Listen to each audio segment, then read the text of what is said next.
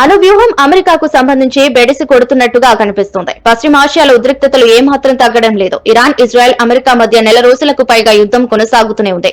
తాజాగా అమెరికాకు చెందిన F-35 ఫైటర్ జెట్ ను ఇరాన్ పేల్చేసింది. తమ భూభాగంలోకి వచ్చిన అమెరికా యుద్ధ విమానాన్ని తమ సైన్యం పేల్చివేసినట్లు ఈ మేరకు ఇరాన్ తాజాగా ప్రకటన విడుదల చేసింది. అయితే ఈ ఘటనపై అమెరికా సెంట్రల్ కమాండ్ నుంచి ఎలాంటి అధికారిక ప్రకటన వెలువడలేదు. ఇక యుద్ధం ప్రారంభమైన తర్వాత ఇరాన్ ఇప్పటి వరకు 2 F-35 ఫైటర్ జెట్లను కూల్చివేయడం ఆందోళనకరంగా మారింది. ఇక ఇజ్రాయెల్ పైన ఇరాన్ శుక్రవారం మరోసారి దాడులకు పాల్పడింది. ఈ విషయాన్ని ఇజ్రాయెల్ మీడియా ధృవీకరించింది. ఇరాన్ నుండి ఇజ్రాయెల్ భూభాగం పైపునకు వస్తున్న మిసైల్ ను నిర్వీర్యం చేస్తున్నట్లు తెలిపింది. ఇరాన్ క్షిపణులను నాశనం చేసేందుకు డిఫెన్స్ వ్యవస్థను యాక్టివేట్ చేసినట్లు పేర్కొంది.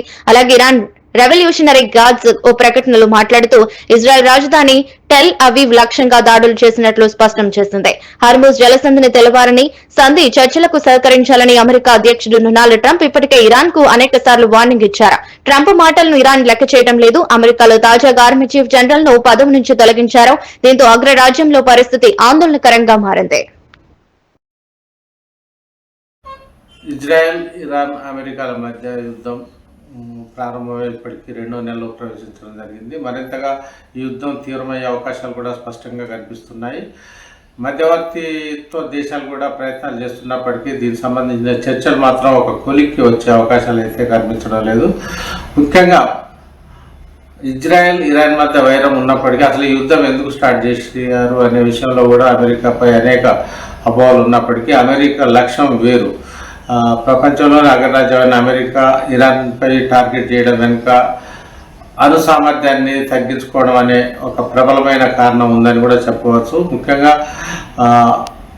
ఇరాన్తో సమీప భవిష్యత్తులో కూడా ఎప్పుడైనా అమెరికా మిత్ర దేశాలకు ముప్పు ఉంటుందనే అనుమానం అగ్రదేశంలో లేకపోలేదు. ఈ క్రమంలోనే ఈ యుద్ధాన్ని ఒక అవకాశంగా వాడుకొని ఇదొక మంచి ఛాన్స్ అని, మంచి తరుణం అని, అందువల్లనే ఇరాన్లో ఉన్న అణు కేంద్రాలను ధ్వంసం చేయడం లక్ష్యంగా ముఖ్యంగా అణు సామర్థ్యాన్ని ఇరాన్కు తగ్గించడం ఒక టార్గెట్గా చేసుకొని అమెరికా యుద్ధం చేస్తున్నట్టుగా తెలుస్తుంది. దీనికి సంబంధించి ఇప్పటికే అమెరికా అధ్యక్షుడు డొనాల్డ్ ట్రంప్ అమెరికా జాతి ప్రజానీకానికి కూడా ఒక సందేశం అయితే ఇచ్చారు.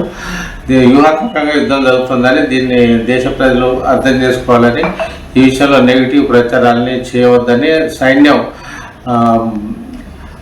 ని కూడా ఇబ్బంది పెట్టకుండా ఉండాలని కూడా ప్రత్యేకంగా విజ్ఞప్తి చేయడం కూడా జరిగింది. వాస్తవానికి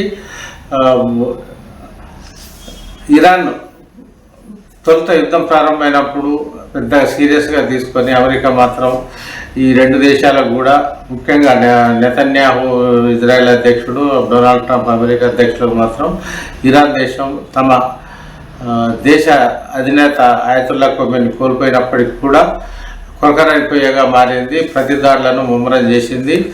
పెను సవాళ్ళను కూడా విసురుతుంది. దేనికి కూడా ఇరాన్ కూడా కొన్ని మిత్ర దేశాలు కూడా, గల్ఫ్ దేశాలు కూడా కొన్ని సపోర్ట్గా నిలవడంతో ఆయుధ సంపత్తిని సామగ్రిని సరఫరా చేస్తున్న క్రమంలోనే మరింతగా పుంజుకుంటూ దాడులను ముమ్మరం చేస్తుంది. బాంబుల వర్షాన్ని కురిపిస్తుంది. డ్రోన్లను పరంపరగా వదులుతున్న క్రమంలోనే ఉద్రిక్తత సరళలో లేదు. ఈ క్రమంలోనే అమెరికాకు ఈ పరిస్థితి కర్తవ్యంగా మారుతున్నప్పటికీ అణు సామర్థ్యాన్ని తగ్గించడానికి ఎంత దూరమైనా వెళ్ళాలనే సందేశాన్ని అయితే ఇప్పుడు డొనాల్డ్ ట్రంప్ ఇవ్వడం అంతర్జాతీయ స్థాయిలో ప్రాధాన్యతను సంతరించుకుంది. ముఖ్యంగా ఇరాన్లో ఇస్ఫహాన్ న్యూక్లియర్ ఎనర్జీ సెంటర్ అనేది ఉంది. అదేవిధంగా మరో 3-4 ప్రాంతాలను కూడా టార్గెట్ చేసుకొని ఇటీవలే బాంబర్లను ఈ కేంద్రాలపై విడవడం జరిగింది. త్వరలోనే అవసరమైతే ఇరాన్లో అమెరికా పదాతి దళాలు అంటే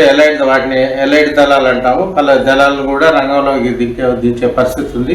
పూర్తి స్థాయిలో దీన్ని జరుగుతున్న పరిణామాలను బట్టి చూస్తుంటే పూర్తి స్థాయిలో ఇరాన్తో యుద్ధం చేయడానికి అమెరికా, ఇజ్రాయెల్ సన్నద్ధమవుతున్నట్టుగా తాజా పరిణామాలు బట్టి తెలుస్తుంది. దీంతో గల్ఫ్ దేశాలు,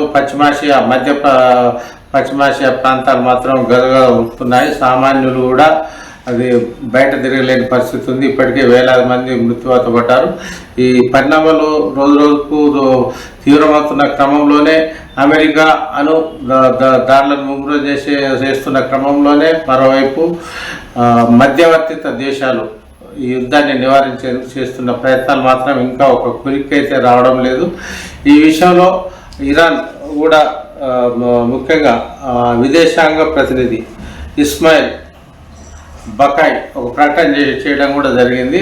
మధ్యవర్తి దేశాలు కొన్ని యుద్ధ విరమణ సంబంధించి తమ ప్రతిపాదనలు చేశారని, ఇదే విషయాన్ని కూడా అమెరికా ఇజ్రాయెల్ దృష్టికి కూడా తీసుకువెళ్ళిన క్రమంలోనే కొన్ని సంధి చర్చలు మాత్రం జరిగాయని ఇస్మాయిల్ ధృవీకరించడం జరిగింది. అయితే అవి మాత్రం ఒక కొలికి వచ్చే పరిస్థితులు అయితే ఇప్పటికిప్పుడు కనిపించడం లేదని, యుద్ధం మాత్రం చేయడానికి తాము ఏమాత్రం వెనకాడేది లేదని కూడా ఇస్మాయిల్ స్పష్టం చేశారు.